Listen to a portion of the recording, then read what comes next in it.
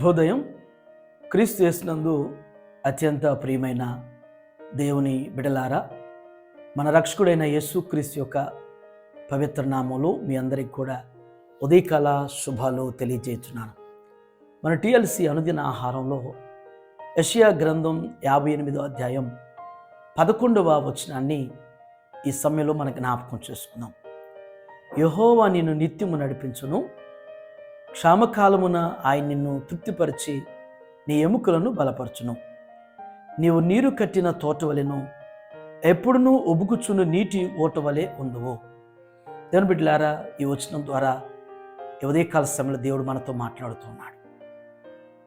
యెషయా ప్రవక్త ద్వారా ఆనాటి మన పితలైనటువంటి ఇశ్రాయేలీయులకి ఈ ప్రవచనం ద్వారా దేవుడు వారిని ఎంతగానో ఉత్తేజింపజేశాడు, వారిని ఎంతగానో బలపరిచినట్లుగా ప్రవక్తకి ఈ మాట జ్ఞాపకం చేసి బలపరచమని సెలవిచ్చాడు. నేటి విశ్వాసులైనటువంటి మనందరికి కూడా ఈ వచనంలో చాలా లోతైనటువంటి మర్మాలు చాలా ఉన్నాయి దాగినటువంటివి. వాటన్నిటిని గురించి సమయం కాదు, కానీ ఒక మాట నేను మీకు జ్ఞాపకం చేస్తాను. నీవు నీరు గట్టిన తోట వలె ఎప్పుడునూ ఒబుకుచు నీటి ఓట వలె ఉండు అనేటువంటి మాట అంటాడు. నీవు నీరుగట్టిన తోట. దేవుని బిడ్డలారా, మీరు గమనిస్తే మనం మన యొక్క గృహాల్లో గార్డెన్ని పెట్టుకుంటూ ఉంటాం. గార్డెన్ను చక్కగా మరి కూరగాయలు కావచ్చు, ఆకుకూరలు కావచ్చు, మరి పుష్పాలు పూసేటువంటి వాటిని అయినా పెట్టుకుంటూ ఉంటాం. వాటికి నీరుంటే అవి ఎలా ఉంటాయో, నీరు లేకపోతే ఎలా ఉంటాయి మనకు తెలుసు. నీరు ఉన్నటువంటి చెట్లు, నీరు పోసేటువంటి చెట్లు ఎప్పుడు కూడా అవి వాటి జాతిని బట్టి పూలు పూసేవి పూలు పూస్తాయి, కాయలు కాసేవి కాయలు కాస్తాయి. కొన్ని చూడటానికి అందంగా ఉండేటువంటి చెట్లు కూడా ఉండేటువంటివి నీటి సౌలభ్యం ఉండటాన్ని బట్టి చక్కగా కనబడతాయి. నీరు పరిశుద్ధాత్మకి సాదృశ్యం.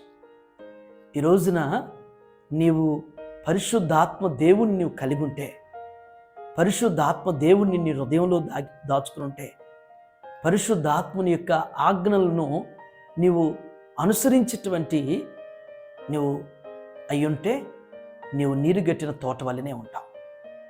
నువ్వెప్పుడు కూడా ఉబుకుచూ ఉంటావు, నువ్వెప్పుడు కూడా పచ్చగానే ఉంటావు, సంతోషంగానే ఉంటావు, సమాధానంగా ఉంటావు. ఒకవేళ మరి నీరు లేనప్పుడు చెట్టు ఎలా ఎండిపోయిద్దో, పరిశుద్ధాత్మ దేవుడు నీలో లేకపోతే నీవు అలాగే ఎండిపోతావు. నీ కుటుంబం కూడా అలాగే కనిపిస్తున్నట్లు కనపడి, అంటే కొంచెం పచ్చగా ఎండుతున్నట్లుగా కనపడుతూ ఎలాగా మరి క్రమేపీ ఎలాగా మరి ఎండిపోయి మాయమైపోతుందో అలాంటి పరిస్థితి ఉంటుందంట.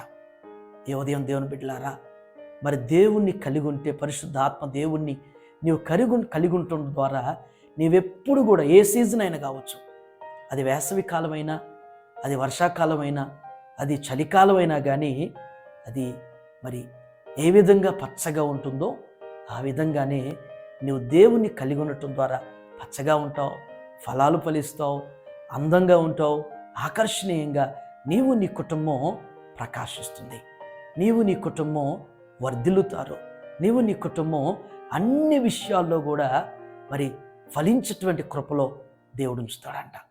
ఈ ఉదయం చిన్ని స్వపరీక్ష. పరిశుద్ధాత్మ అనేటువంటి ఆ వరాన్ని, ఆ నీరు నీవు కలిగి ఉంటే పచ్చగా ఉంటావు. ఒకవేళ పరిశుద్ధాత్మ దేవుని నీవు కలిగి లేకపోతే ఎండిపోయేటువంటి కాలానికి దగ్గర ఉన్నావని గుర్తెరుగు. ఒకవేళ ఇప్పటికి కూడా దేవుడు మనల్ని ప్రేమిస్తూ ఆయన్ని పొందుకోవటానికి, ఆయన కలిగి ఉండటానికి, ఆయనకు దగ్గర చేరటానికి సమయం ఇస్తున్నాడు, తరుణం ఇస్తున్నాడు, ఆహ్వానిస్తున్నాడు.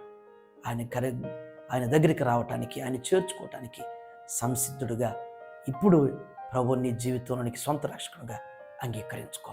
దేవుడి మాట ద్వారా ఈ ఉదయం నిన్ను నన్ను బలపరచునుగాక. ఆమేన్. ప్రార్థన చేసుకుందాం. ప్రేమ కలిగిన తండ్రి, కృప కలిగిన ఆయన, జీవము గల మా రక్షక, మీకు వందనాలు. శ్రేష్టమైనటువంటి లోతైనటువంటి ఆధ్యాత్మిక సత్యం ద్వారా మాతో మీరు మాట్లాడినందుకు వందనాలు. ఒక చెట్టుకి నీరు ఉంటే ఏ విధంగా ఉంటుందో ప్రభువా, మిమ్మల్ని కలిగినటువంటి జీవితం ఆ విధంగా ఉంటుందన్నటువంటిది మీరు జ్ఞాపకం చేశారు.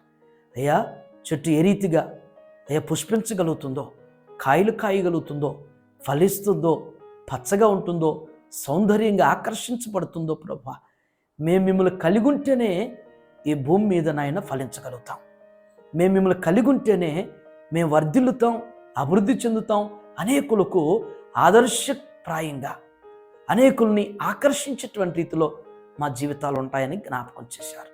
ఆ విధంగా ప్రభువా, మిమ్మల్ని కలిగినటువంటి వారు ధన్యులు. ఒకవేళ ఇప్పటికి కూడా అయ్యా వారి హృదయాల్లో మిమ్మల్ని చేర్చుకున్నటువంటి వారుగా ఉంటుంటే ఈ మాట ద్వారా వారిని మీరు దర్శించినందుకు దేవారి హెచ్చరిక నుండి నా తండ్రి, ఈ క్షణమే ఈ సమయంలోనే అయ్యా మిమ్మల్ని చేర్చుకునేవారుగా, మిమ్మల్ని ఆహ్వానించుకునేవారుగా, వారి హృదయాల్లో నేను మీకు స్థలం ఇచ్చేటువంటి వారుగా ఆ విధంగా ఉండుటకు మీ కృప దయచేయమని యేసు నామములో ఈ ప్రార్థన మీకు సమర్పించున్నాను తండ్రి. ఆమేన్. దేవుడు మిమ్మల్ని దీవించును గాక.